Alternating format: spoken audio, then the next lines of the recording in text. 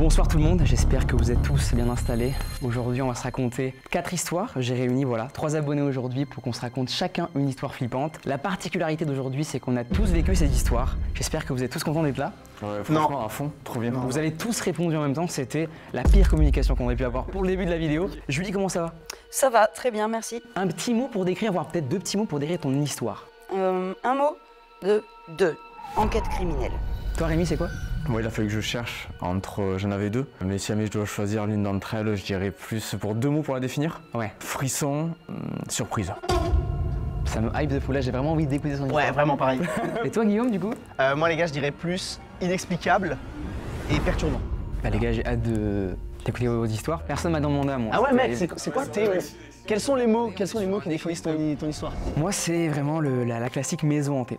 Ah ouais, carrément. Maison hantée, les gars, je vais vous raconter une histoire, vous verrez que j'ai déjà raconté sur la chaîne, mais là, je vais essayer de l'expliquer mieux du moins. Et vous me direz ce que vous en pensez du coup juste après, si vous avez des questions et tout. N'hésitez pas à m'envoyer un mail, voilà, me DM sur Instagram si vous voulez venir, voilà, comme Guillaume, Julie et Rémi. Si vous voulez venir raconter une histoire, vous êtes les bienvenus sur la chaîne. À 5000 likes, si vous mettez les 5000 likes, on refait un épisode, mais cette fois-ci dans un lieu que vous choisirez. Je prendrai le commentaire le plus liké. Voilà, mettez un lieu en commentaire. Ça définira le prochain lieu du coup dans lequel on se rendra pour qu'on se raconte des histoires entre abonnés et créateurs. Julie, est-ce que tu veux commencer avec la première histoire? Tu vas du coup te mettre ici.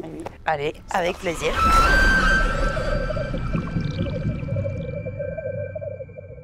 Donc, c'était environ en 2012. J'étais étudiante dans une ville que je ne citerai pas. En fait, ce dont je vais vous parler, ça fait l'objet d'une enquête, je pense, qui est encore en cours. Donc c'est pour ça que je vais essayer d'être précise dans les détails intéressants pour vous témoigner de ce dont j'ai vécu. Mais en même temps, je ne vais pas donner de nom précis ou de nom de ville. Ou, voilà, je vais essayer de pas trop faire en sorte qu'on puisse trop identifier. Voilà. Donc j'arrive en 2012, je dois trouver un nouvel appartement. Ça faisait quelques années que je faisais mes études dans cette ville. J'ai vécu une rupture, donc il a fallu que je change d'appartement.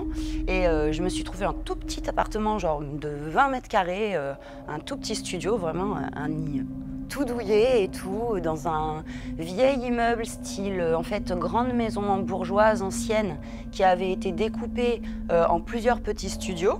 Et en fait, c'était vraiment typiquement l'immeuble étudiant où il y avait plein d'étudiants divers de différentes facs. Il y avait anglais, lettres, géo, enfin voilà, on venait de plein de facs différentes dans cet immeuble. Et il n'y avait que des petits studios comme ça. Je trouve ce petit studio, je le trouve trop mignon. Je vais pour signer le bail et puis j'avais besoin de faire le ménage dans ma vie et du coup en emménageant j'emmène mes petits, enfin en signant le bail j'emmène mes petits trucs de ménage et tout et puis j'avais envie de tout récurer en fait avant d'emménager quoi, avant de poser mes cartons et tout. Je suis peut-être un peu maniaque, je sais pas, peut-être il y en a d'autres comme moi qui le font ou pas, je sais pas, mais quand j'arrive dans un nouveau lieu j'aime bien tout nettoyer avant d'emménager quoi. Donc je me souviens, je commence à nettoyer tout ce qui est sanitaire, kitchenette, aménagement de la cuisine, etc. Et puis, je me souviens, toute seule, là, dans ce petit appart, nettoyer aussi, les murs. Je suis un petit peu, peut-être beaucoup maniaque, mais ça aura son importance. Parce que ce souvenir me marque d'éponger, là, les murs et tout, qui étaient peints dans un espèce de coquille d'œuf. J'ai vu sur le mur une espèce de petite trace que j'ai interprétée comme de l'encre, en fait. Parce que comme c'était des logements étudiants, enfin, je sais pas, c'est logique. Enfin, en plus, bon... À l'époque où moi je faisais mes études, on n'était pas encore tous tout le temps sur ordinateur, on travaillait aussi beaucoup au stylo et tout, donc ça paraissait vraiment... Je me suis dit, tiens, l'étudiant qui a habité là avant, il a mis son bureau contre le mur et puis voilà quoi, il y a une tache d'encre. Mais en tout cas, je me souviens très clairement, parce que ça a vraiment sa conséquence après dans l'histoire, de nettoyer tranquille et tout, en me disant, ah bah dis donc, il a dû en mettre sur les murs, il a dû beaucoup travailler et tout, pour en mettre jusque sur les murs. Et voilà, donc j'emménage. Ça passe, j'étais bien, c'était vraiment un petit cocon.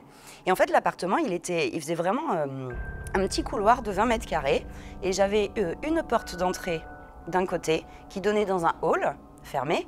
Et d'un autre côté, une porte vitrée qui donnait sur une petite cour extérieure. Donc c'était trop mignon, quoi, vraiment. Tout ce que je vais vous raconter, après, ça s'est passé sur quelques semaines, maximum quelques mois. Et un jour, je me souviens, donc j'emménage, je commence mon année scolaire, etc. De l'autre côté de ma porte d'entrée, donc qui donnait dans le hall, au rez-de-chaussée, j'entends des voix masculine, mais très grave, quoi. Je reconnais que c'était pas les collègues étudiants voisins. Et puis je distingue, je m'approche de la porte, quoi, coller mon oreille, et je distingue que bon, ça fait un peu de bruit, je comprends pas trop, et puis j'entends plusieurs voix, 3, 4, bien graves, quoi. Donc c'était assez intriguant. Ce que j'ai pas précisé, c'est que dans le hall d'entrée, il y avait aussi une porte qui menait à une cave. C'était vraiment la typique maison bourgeoise, quoi. Donc il y avait vraiment une cave. Et cette porte-là, elle était verrouillée, en fait, par l'agence qui, depuis le début, nous déconseillait d'aller dans la cave, nous disait, voilà, c'est insalubre, ça tombe, le plancher tombe en morceaux, c'est dangereux, il faut pas y aller, quoi. Donc là, j'entends ces bruits-là et tout, et en fait, ça me semblait, du coup, moi, derrière ma porte d'appartement, être entre ma porte d'entrée à moi et la porte de la cave dans le hall d'entrée. Sans trop réfléchir, je me suis dit, tiens, ça se trouve, c'est des invités, des collègues qui cherchent l'appartement. J'ouvre et je me retrouve nez à nez avec 4 bonhommes et tout. Enfin, 3 ou 4, vraiment, après, dans les détails très précis. Voilà, mais je me souviens qu'ils étaient plus de 2. Surprise, je demande, mais qu'est-ce que vous faites ici? Et là, il y en a un qui tenait des journaux, des prospectus enroulés en torche, allumés. Ils avaient ouvert la porte de la cave et ils étaient en train de descendre, c'est-à-dire qu'il y en avait un qui était en train de descendre et les autres étaient encore dans le hall au rez-de-chaussée, quoi. Et là, le gars, il me répond ah, faut pas rester ici, ma petite dame, on est des agents de la police, c'est une scène de crime, on vient voir une scène de crime. Et là, j'ai trop eu peur parce que c'était trop bizarre, ça se voyait clairement que c'était pas des agents du tout. Enfin, ils étaient d'une. Bon, ça aurait pu être en civil, et c'est vrai qu'ils étaient habillés en civil. Mais après, je sais pas, il avait des prospectus enflammés pour s'éclairer. Enfin, voilà. Puis même la façon dont il s'était adressé à moi, ça sonnait pas très officiel pour un agent qui serait venu constater ou inspecter une scène de crime. Et donc, du coup, du haut de mes 22 et quelques années, moi, je me renferme, trop flippée, je ferme tout et tout.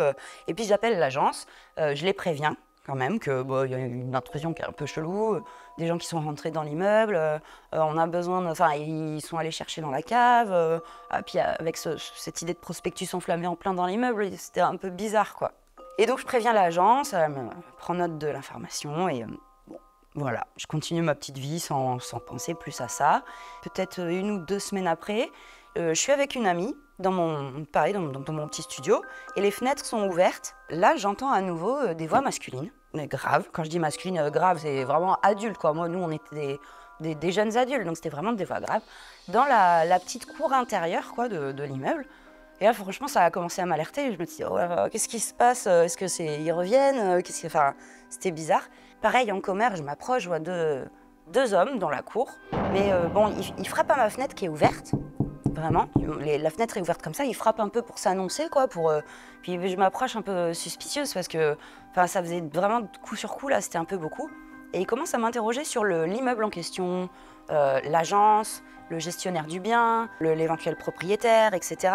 Depuis combien de temps j'ai emménagé ici. Et là, à partir des questions personnelles, j'ai commencé à faire non mais maintenant si vous avez des questions, vous vous adressez à l'agence.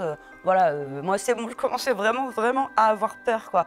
Et donc je ferme tout, on était là avec ma pote, 2 nénettes et tout, les 2 bonhommes dehors. Puis bon là je raconte à mon ami ce que j'avais vu dans la cave, on flippe un petit peu. Je rappelle l'agence pour dire bon cette fois c'est encore 2 autres personnes qui sont venues dans la cour, ça commence à faire beaucoup et tout.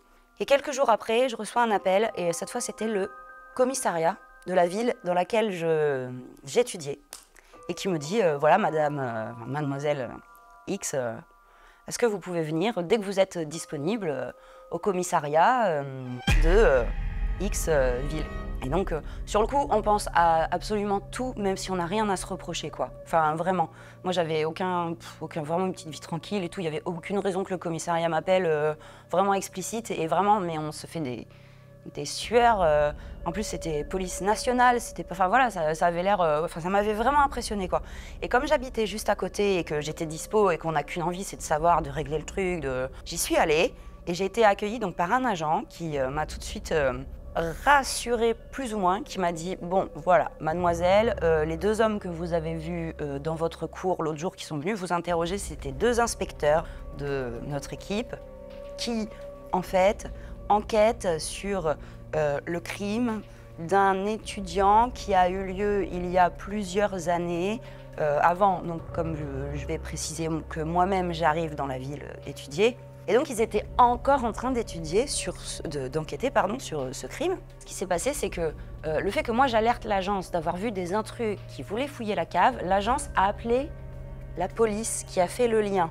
Et en fait, ils m'ont appelé pour me faire témoigner. Alors au début, il ne me dit pas explicitement, il me dit bon voilà, on vous a fait venir parce que donc l'agence nous a informé que vous avez vu ces personnes, il m'a fait décrire la scène, etc., comme je viens de vous la raconter. Et après, là, ça commençait à devenir étrange parce qu'il me dit donc vous avez emménagé à quelle date? Donc bon, il n'était pas question de faire peser des soupçons, moi ça concordait pas du tout, je le savais bien au niveau des dates, mais disons que mon appartement l'intéressait, je le voyais bien. Et il me dit, et il était dans quel état l'appartement quand vous avez emménagé à l'intérieur, les murs, le sol, vous avez trouvé dans quel état? Et là, c'est incroyable, mais c'est cette petite tache d'encre à laquelle j'ai pensé, mais vraiment immédiatement quoi, en me disant, ah ouais, est-ce que c'était de l'encre? Parce qu'au final, c'était sombre, c'était une tache sombre sur un mur qui ressemblait à un jet d'encre. Tout d'un coup, dans ces circonstances, je m'interrogeais sur ce que c'était réellement, quoi. Ça devenait plus suspicieux, quoi. Ça devenait suspicieux, c'est ça. Pour le coup, il y avait plus de possibles, quoi. Ça pouvait être autre chose que de l'encre, tout d'un coup, tu vois. Et du coup, je décris à l'inspecteur ce que j'ai vu en emménageant. Bon, c'était relativement propre, mais qu'effectivement, j'avais remarqué ça. Parce qu'en fait, ça m'est ressorti sur le coup. Et c'est vrai que dans l'honnêteté voilà, je lui dis, quoi. Donc du coup, je lui parle de cette tache d'encre. Il me dit, bon, très bien, maintenant, si vous voulez bien, je vais vous faire identifier les personnes que vous avez vues. Et là, il m'a sorti une plaquette style format A4, avec un peu comme dans les films, quoi, différentes personnes, plein, vraiment rempli hein, de petites cartes d'identité. Et bon, après, j'ai, tant bien que mal, là aussi, en lui disant mon degré de certitude ou pas et tout, dit, bah oui, peut-être lui c'est sûr, lui, je sais pas, etc. Et en fait, voilà, il est venu me faire témoigner de... Parce que là, il me dit, quand je lui dis, voilà, je reconnais ces personnes, il me dit, oui, effectivement, ce sont des personnes qui sont dans le dossier du crime sur lequel on enquête et qui sont suspectées, en fait. Et là, j'ai vraiment encore eu chaud, je me suis dit, waouh, peut-être que je suis tombée nez à nez avec des criminels ou, au minimum, des gens, quelque part, qui auraient trempé dans ce crime. Et en fait, ces gens-là sont revenus. En fait, c'est ça. Le gars avec sa torche, c'est quelqu'un qui revenait, qui baignait dedans. Alors, le fait est que l'agent me livre le truc. Il me dit, voilà, votre immeuble est soupçonné d'être soit un lieu de transit de la personne avant son décès, voire le lieu du crime. Et là, il me dit, bon, bah écoutez, merci beaucoup pour votre témoignage. On va faire venir la scientifique dans l'immeuble. Et effectivement, donc pour finir la petite histoire vraiment jusqu'au bout, j'ai vu les agents de la scientifique débarquer avec leurs mallettes, leurs petits fourgons et tout, bien vraiment.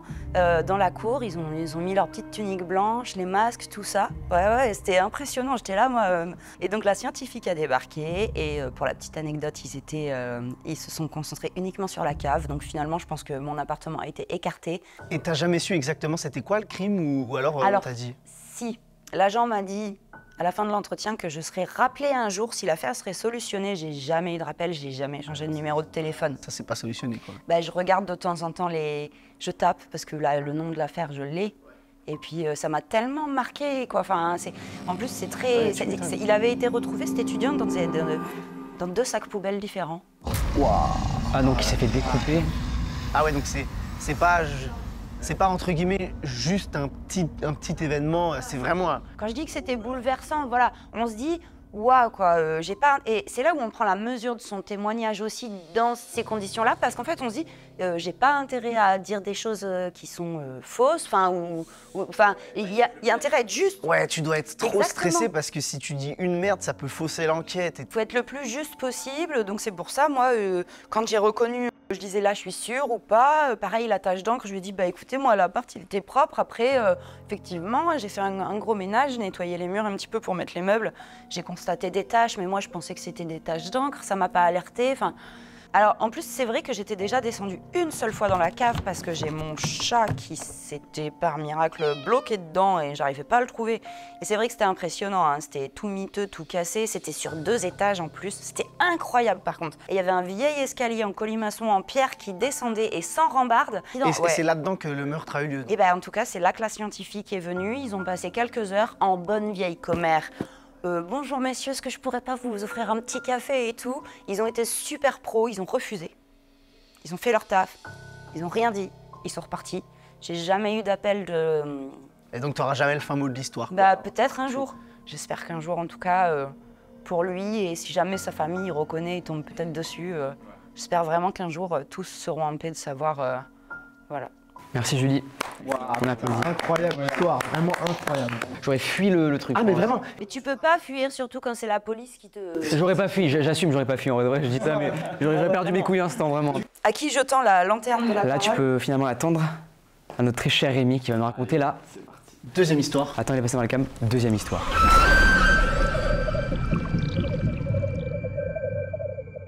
Merci beaucoup. Du coup, ma deuxième histoire, elle se passe il y a plus de 20 ans de ça. Du coup, quand j'avais quasiment 11 ans, je pense que c'était ça, parce que moi j'ai des souvenirs un peu vagues. Du coup, je venais d'aménager dans une nouvelle petite maison mitoyenne. Rien d'alarmant, rien de grave ni rien. Je me souviens que c'était 1 mois et demi après notre aménagement. Bon, un soir normal. J'entends en fait mon chat, parce que j'avais 2 chats en fait, c'est juste à préciser, j'avais 2 chats. Et j'ai un chat en fait, je l'entends, vous savez, feuler, mais comme quand ils se battent. Et moi, honnêtement, je me dis, attends. Il va pas se battre avec mon autre chat parce que de toute façon ça fait déjà presque 8 à 10 ans qu'ils sont là, donc c'est pas possible. J'avais des écureuils du Chili, donc je me suis dit peut-être qu'ils, je sais pas, ils sont enfuis, ils sont échappés, peut-être qu'ils, je sais pas. Enfin voilà, peut-être un comportement que je comprends pas. Du coup, qu'est-ce que je fais? Ça me réveille. Et du coup, je descends, parce que j'avais un escalier en colimaçon, du coup je descends dans mon salon et je regarde. Donc j'essaie de voir qu'est-ce qui va pas. Je regarde un petit peu partout, est-ce qu'il y a pas un petit truc qui est rentré ou quoi. Je regarde dans ma cuisine, un peu partout. Et bon, il n'y a rien. Rien d'étonnant, je dis bon, voilà, je remonte. Je vais me mettre au lit. 2-3 minutes plus tard, je le réentends encore, qui est en train encore de miauler. Bon, ça n'a pas encore réveillé mes parents, ce qui était assez étonnant d'ailleurs. Et du coup, je redescends. Je me dis, bon, c'est pas possible, mais qu'est-ce qu'il a ce chat en fait? C'est quoi son problème quoi? Et j'essaie encore d'inspecter, de regarder, de fond en comble un petit peu qu'est-ce qu'il peut y avoir. Je dis, j'ai rien, il y a toujours rien. Et je dis, par contre, en haut, j'espère qu'il va pas le refaire, parce que sinon mon père il va se lever et puis bon, ça va se passer de la même façon. Du coup, je repars me coucher. Et là, c'est reparti, une autre fois. Et là, par contre, j'entends mon père qui a entendu du coup le vacarme de mon chat. Donc j'entends qu'il est réveillé. Et du coup, j'ai attendu en fait le moment que lui se réveille en même temps pour lui dire, voilà, écoute, je viens de l'entendre, quoi. Je suis descendu, il y a rien, quoi. Bon, on descend tous les deux. On n'observe pas grand-chose de spécial, si ce n'est que ma porte d'entrée était ouverte. Alors déjà, il y avait un truc bizarre. Ce que je n'ai pas remarqué la première fois. Ah, c'était ouvert depuis le début? Je ne sais pas, mais je pense pas. Pour moi, franchement, dans mon souvenir, ce n'était pas ouvert. Parce que vraiment, tu vois, je suis allé un petit peu partout dans la maison. Par contre, je sais pas si vous connaissez, il y a des, ça existe des fois dans les maisons, il y a des placards en fait, tu sais, qui sont en gros sur les murs. Et en gros, c'est plein, enfin c'est vide, tu sais, c'est un placard que tu ouvres comme ça. C'est encastré. C'est encastré exactement. Et moi, j'avais un placard comme ça, pas très large comme ça, qui était encastré sous mon escalier. Et là, qu'est-ce qu'on n'a pas vu aussi, c'est qu'en fait, ce placard, il était ouvert. Mais il ne l'était pas quand je suis descendu les 2 premières fois. Donc du coup, ce que j'ai compris, c'est que les 2 premières fois, quand je suis descendu, il y avait quelqu'un qui était dans ce placard. Lui qui est sorti en fait. Et c'est sur lui que le chat probablement... C'est exact. Franchement, c'est pour moi, j'ai pas d'autre explication. C'est le chat, comme un chien, qui, je sais pas, peut-être a senti un danger de fou. Et en fait, moi, ce qui me tue, c'est de me dire, c'est le seul endroit où j'ai pas regardé. Mais réellement, c'est le seul endroit. Et ce qui est fou, c'est qu'en fait, vu que c'est le seul endroit que j'ai pas regardé, mais on sait qu'il était dedans. Pourquoi? Normalement, ce qu'on fait, on voit la porte ouverte, on voit tout ça, on appelle la gendarmerie direct. 10 minutes après, en fait, mon père, il remonte, il prend une espèce de coupe-coupe, là, ce qu'on sert en Guyane pour couper les lianes ou quoi, en cas où, si jamais il revient, on sait jamais. Enfin voilà, manière de protection. Et qu'est-ce qu'on voit, en fait, j'avais un petit portail en bois, et en fait, on voit le sac de ma mère, reposé, enfin, posé dessus. Alors que juste avant, 5 minutes avant, il n'était pas. Le gars, c'est un truc que j'ai pas compris. Il est parti avec le sac de ma mère et en fait, il l'a reposé après. Alors, franchement, je ne comprends pas. C'est le gars qui est trop bizarre. Et du coup, forcément, il était dans le placard à l'intérieur, puisque son sac, il était dedans. Dites-vous juste que vous avez 11 ans et en gros, il suffisait juste que j'ouvre ce placard et j'aurais vu ce mec en fait. Et tu sais qui c'était ce mec ou pas? Ouais, vous avez eu des retours de la gendarmerie? Non, mais nous personnellement, on a peut-être des soupçons. Je sais pas, je dis ça après, je sais rien. Nous, on a peut-être des soupçons sur nos voisins. Je sais que ça me paraît bizarre, mais on avait des voisins peut-être un peu étranges. Il y avait un truc, je voulais vous dire aussi, c'est que on a toujours l'habitude de fermer les portes derrière nous, etc. C'est une sorte de, pas de protocole, mais voilà. Et en fait, c'est le seul jour où je me souviens, ma mère et moi, on avait dit à mon père, surtout, écoute, après que tu aies fini de regarder la télé ou quoi, en montant, tu fermes la porte. C'est le seul jour où il a oublié de fermer la porte. Et en plus, en fait, quand on est sorti dans le quartier, en fait, ce gars-là, il avait ouvert tous les garages. Il avait réussi à ouvrir tous les garages. Seulement, nous, notre garage, il était fermé. C'est la porte d'entrée qui était pas fermée. Comment il a ouvert les garages? Je ne sais pas. J'en sais rien. Mais quasiment tous les garages étaient ouverts. Je me mets à la place du toi de 11 ans. Quand t'as réalisé que 2 fois t'es descendu, il y avait un mec dans le placard. Enfin, un mec ou une meuf, mais quelqu'un dans le placard. Imagine un moment de panique, tu sais, et le mec qui se calme, l'intrus panique. On sait pas, il peut peut-être le frapper. Il frappe, il peut te tuer, c'est un gosse de 11 ans. Par peur, tu sais, d'être incriminé après, tu vois. Oui, non mais exactement. Franchement, totalement. Et tes parents, du coup, ton père, est-ce qu'il a chopé le mec après ou non? Non, il l'a pas chopé, mais je veux dire heureusement pour lui parce que... Et depuis, t'as plus jamais eu de choses bizarres comme ça? Non, alors niveau cambriolage, non. C'est vraiment le seul truc que j'ai eu. En plus, c'était l'anniversaire de ma sœur. Ce jour-là, je me souviens, c'était en plein mois de mai, le 14 mai. Et le jour d'anniversaire de ma sœur, c'était génial. En plus, c'est 4h du matin, super, trop cool. Et ben, bon anniversaire à ta sœur. S'il y a des gens qui regardent le 24 mai, les gars, souhaitez-lui en commentaire si vous regardez en étant un 24 mai. Ce qui est flippant dans l'histoire, je trouve, c'est que tu te sois rendu compte après. Mais surtout que, imaginez si jamais au final, j'aurais pu voir son visage et qu'au final, ça aurait été un de mes voisins. Ouais.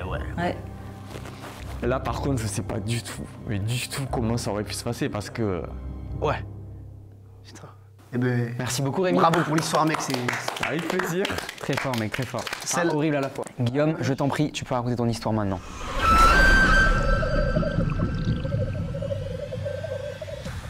Eh ben écoutez, moi, ce sera la première donc histoire de la soirée qui va être paranormale. Je sais pas, toi, Léo, si ton histoire sera paranormale. C'est du paranormal, effectivement. Tu m'as pas écouté du tout au début, c'était terrible. T'aurais pu deviner, finalement. Ouais. Donc c'est un truc que j'ai vécu en à peu près 2015-2016, donc quand j'avais 11-12 ans. Alors en fait, il faut savoir que moi, à cette époque, j'habitais avec mes parents dans une maison de campagne, vraiment campagne, un peu paumée, mais quand même dans un petit village. Et le détail à savoir, c'est que notre maison, elle était en face d'un cimetière. Donc déjà, tu vois, ça te met un truc dans la vie de tous les jours où... Alors la maison était super cool, bonne ambiance dans la maison, puis tout allait bien dans ma famille, tu vois.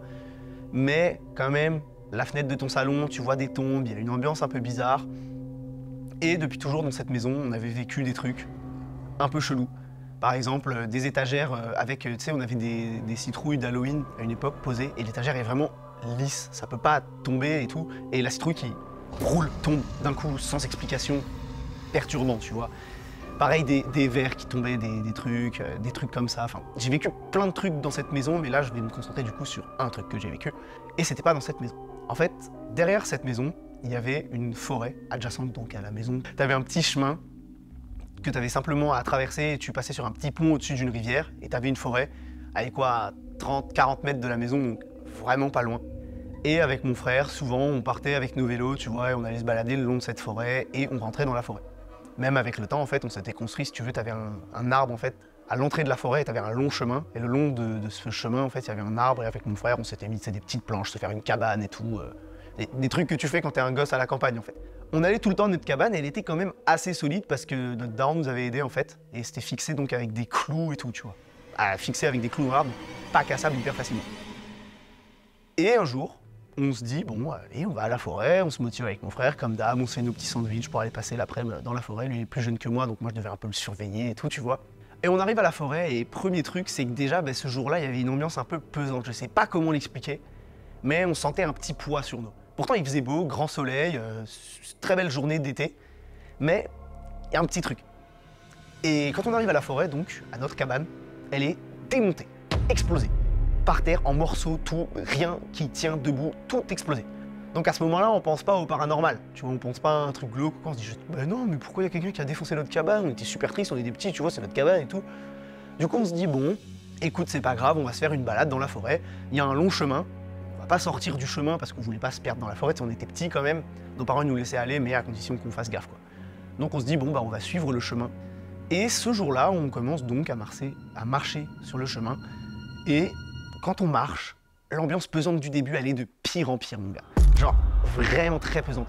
Je sais pas si vous voyez dans les films l'effet vertigo où le fond se rapproche et tout s'écrase, les perspectives s'écrasent. On avance dans la forêt et ça fait ça. Toutes les perspectives s'écrasent comme si, tu sais, on voit toujours un espèce de petit bout de lumière au fond des clairières, au fond des longs chemins dans les forêts, tu vois, il y a bien une clairière au bout d'un moment et tu vois la lumière du soleil passer. Et c'est comme si on marche, derrière nous, on est de plus en plus loin de l'entrée de la forêt, mais devant nous, c'est toujours aussi loin. On n'avance pas. Et on se sent écrasé par l'ambiance de la forêt. Et c'est vraiment hyper oppressant. Mais on fait pas trop gaffe, on n'en parle pas trop, on fait un peu des vannes et tout parce que bah, on est petit et si on commence à se dire « Oh merde, ça fait peur et tout », bah on va se stresser pour rien, quoi. Donc on avance et au bout d'un moment, après tout ce moment un peu stressant, au bout d'un moment on commence quand même un peu à stresser dans le sens où on se sent pas bien tous les deux en fait.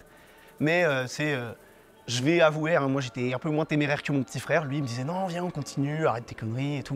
Moi, je me sentais pas hyper bien, hyper à l'aise et tout. Et on arrive donc au bout d'un moment dans une clairière qu'on n'avait jamais vue de notre vie, mec, on a traversé le chemin plein de fois. On arrive dans un endroit hyper bizarre. T'as la forêt, tout. Et là, t'as un rond parfait. Où toute l'herbe est comme brûlée, moisie, abîmée et tout. Genre. Vraiment bizarre, en fait. Et le plus bizarre, c'est que dans cette petite clairière, il y a plein de pics en bois dans le sol, avec des planches accrochées dessus et des symboles, presque des trucs runiques, tu vois, des chiffres, des Y à l'envers ou je sais pas trop quoi, j'ai pas d'explication, tu vois. Moi, rien que d'y penser, je vous jure, j'ai les larmes aux yeux qui me montent tellement c'était vraiment malaisant et je sais pas expliquer pourquoi. Et déjà tous les deux à ce moment-là, tu vois, on commence à paniquer, mais pas à paniquer en mode tu respires fort, tu cours, non, en mode on est là. On regarde autour de nous, on se sent pas bien, on n'a jamais vu cet endroit et on se concentre surtout sur les panneaux, on regarde un peu. Et au bout de 2, 3, 4 minutes à regarder vraiment ce truc, on se regarde et on dit mec c'est bizarre, on est déjà passé par ce chemin, on allait souvent aux champignons, tu sais, à cause de la campagne, quoi, chercher les champignons et tout, on est passé plein de fois là, jamais il y a eu ce petit endroit bizarre, c'est comme s'il avait apparu du jour au lendemain, en même temps que notre cabane soit pétée et tout, enfin, pas normal. Et là, en une fraction de seconde, il se passe le truc le plus terrifiant que j'ai jamais vécu de toute ma vie. Il y a comme un énorme hurlement qui se produit, mais distordu, buggé comme un mélange entre un cri de corbeau, d'humain, hyper fort qui résonne dans nos oreilles. Tous les deux. Mais ça m'a pété les tympans. On est terrifiés. On se retourne vers le chemin pour sortir de la forêt. Il n'y a plus le chemin. On voit pas le chemin. Et on se retrouve perdu en fait, on sait pas dans le sens où il a disparu, mais dans le sens où on est, tu sais, comme perdu dans nos pensées, perdu dans notre cerveau en fait. Et aussi dans le stress, tu vois, je pense qu'il y a aussi le stress qui joue sur ça, mais c'est quand même bizarre parce qu'on s'était vraiment, on est avancé, on s'est retourné, il n'y avait plus le chemin. J'ai pas trop d'explications à ça, mais bon, voilà. Donc on court, on trace, on se perd un peu dans la forêt, on court, et pendant qu'on court, on se retourne pas en fait parce qu'on est terrifiés tous les deux. Là par contre j'étais en larmes et mon petit frère aussi. Là on était vraiment terrifiés.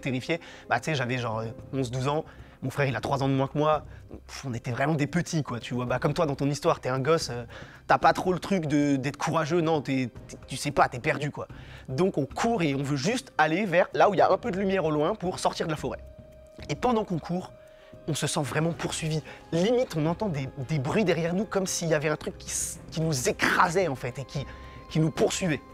Au bout d'un moment, de cette terreur et tout, on réussit à sortir de la forêt.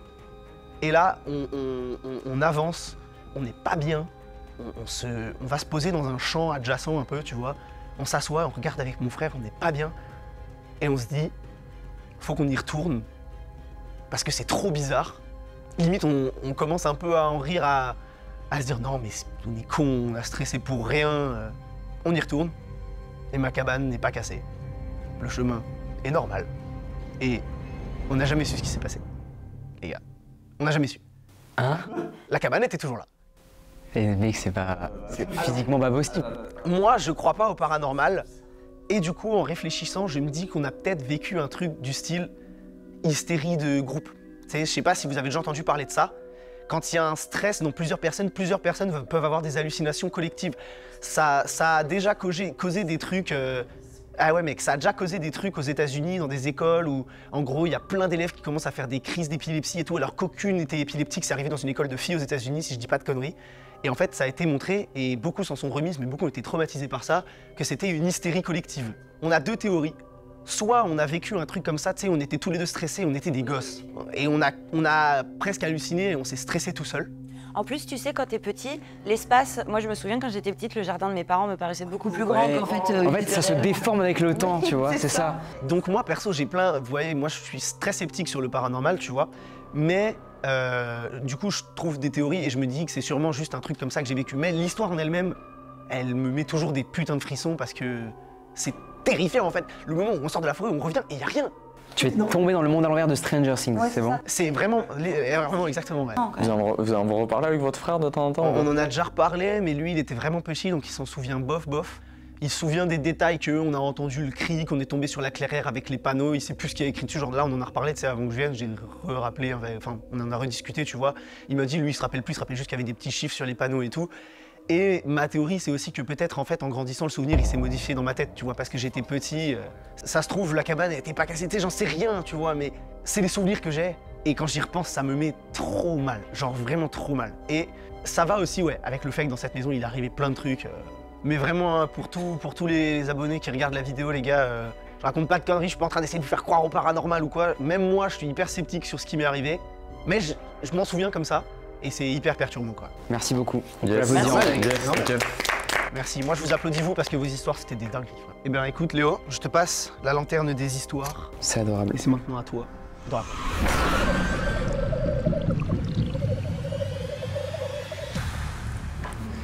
Bon, les amis, moi, je vais vous raconter du coup une histoire paranormale que j'ai vécue dans ma maison en 2019. C'est une histoire qui, honnêtement, m'a pas mal fait réfléchir sur mes croyances au paranormal et je peux vous dire que maintenant j'y crois.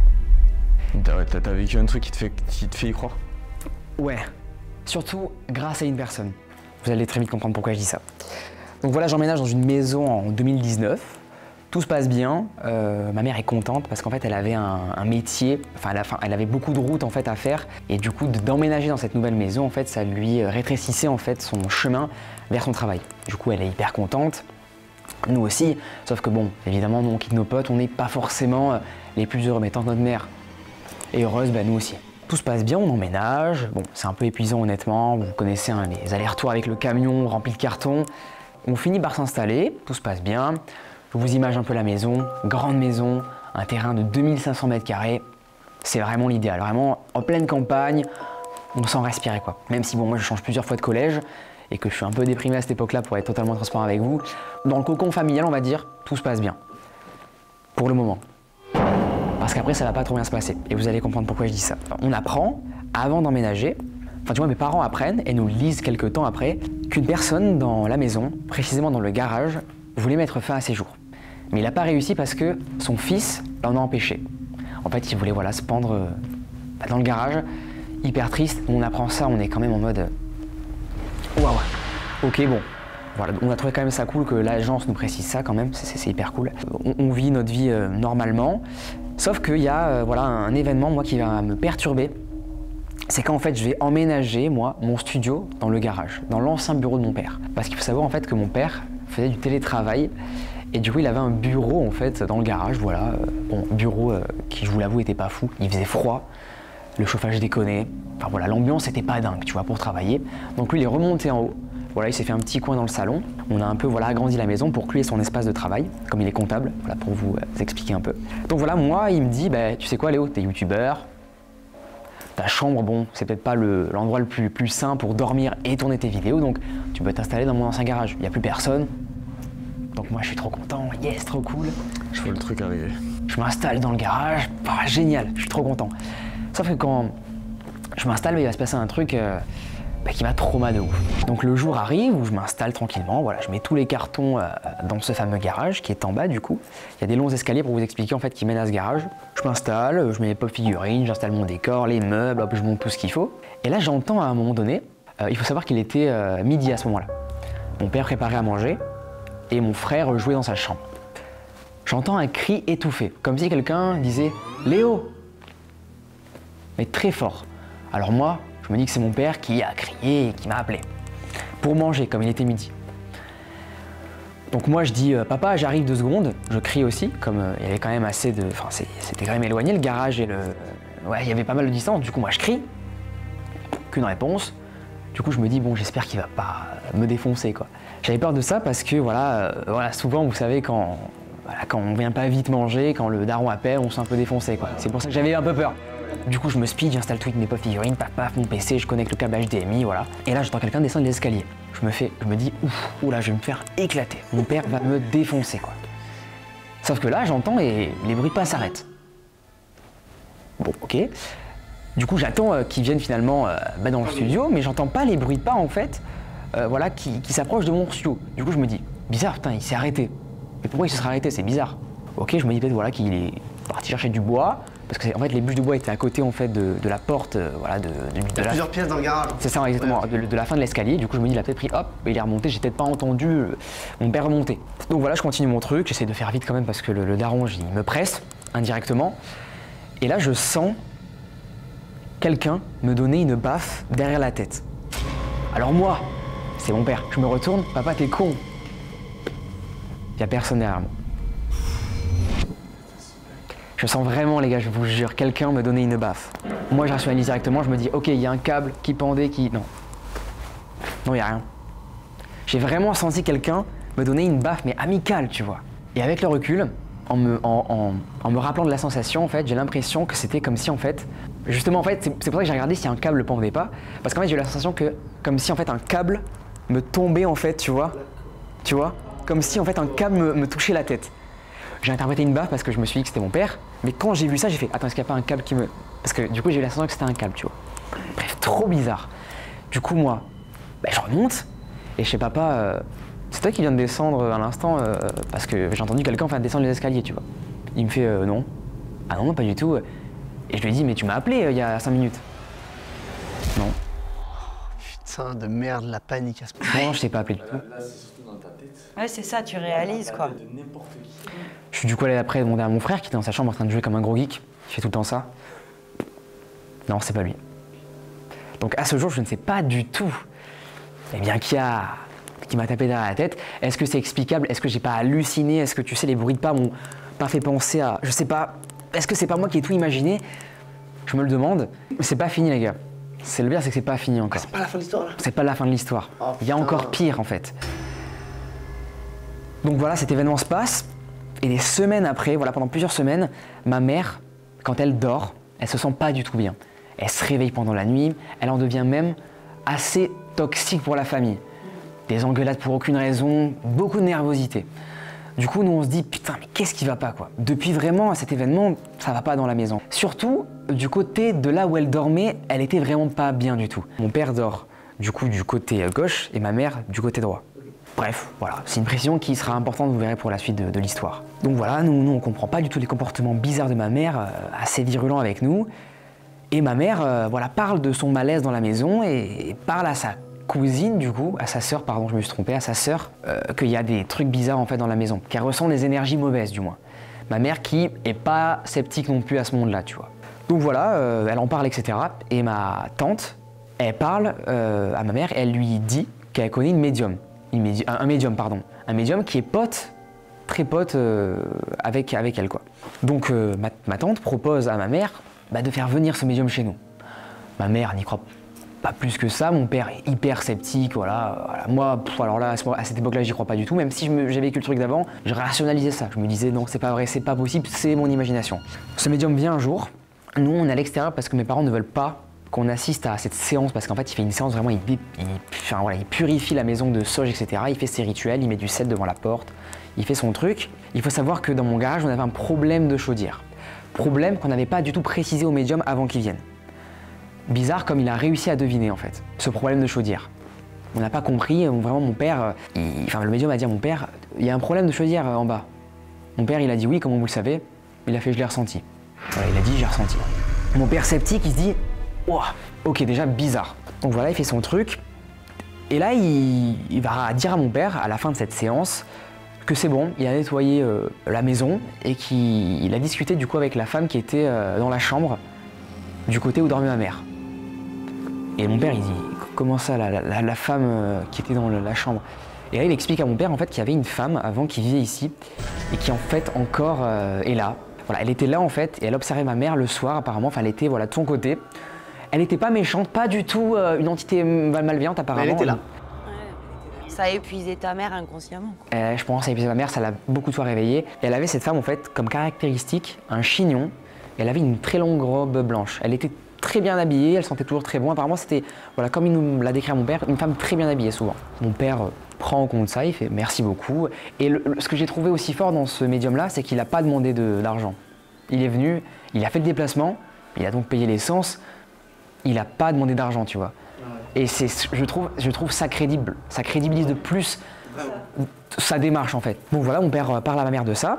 Ma mère du coup, voilà, du coup elle est mieux, elle est plus contente. Et voilà, Didou depuis, voilà, tout va mieux, ma mère n'est plus mal, voilà, dans cette maison. Là j'y suis encore dans cette maison et tout va bien, il n'y a plus rien. Et plus tard elle va apprendre ma mère, grâce à des collègues de son travail qui connaissaient en fait les anciens propriétaires, et donc cette femme avec ce chignon, que oui en fait, elle était bien avant ici en fait. Et qu'il y avait bel et bien une femme avec un chignon. Donc le médium avait raison quoi. Mais voilà, en fait, elle a confirmé l'identité, cette personne qui connaît ma mère, qu'il y avait bel et bien une personne avec un chignon, assez grande, bien habillée tout le temps, qui vivait dans cette maison. Bravo à toi. C'est assez flippant, voilà. Du coup, c'est pour ça que maintenant je crois plus au paranormal et ça m'a donné un peu l'envie. À cette époque, je faisais pas de vidéos sur le paranormal et ça m'a donné vraiment envie de faire des vidéos sur le paranormal. Et maintenant, voilà, du coup, je vous fais venir, c'est cool. Enfin voilà, ça m'a vraiment donné envie d'écouter les témoignages des gens et voilà, de faire venir aussi des gens pour raconter leur histoire. C'est pour ça que je kiffe maintenant les histoires comme ça, un peu flippantes. Bangers. Bah, merci à toi pour ta super histoire, c'était trop cool. Je vais revenir avec vous, on va faire un l'outro de cette vidéo. Ça vous va? Oh bah oui. Allez, nickel. Merci beaucoup les amis d'avoir suivi cette vidéo. Wow.